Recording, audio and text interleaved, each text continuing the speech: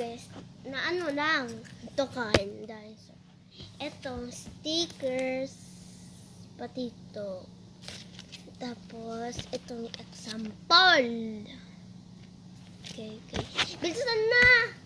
Stickers na natin. Si dinosaur, nilagang adobong dinosaur.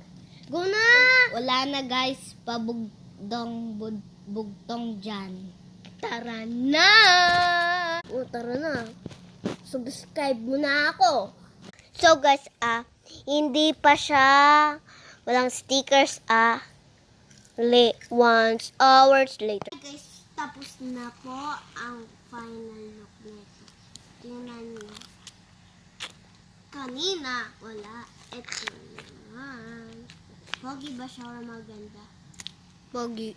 Subscribe! Bye guys! Bye!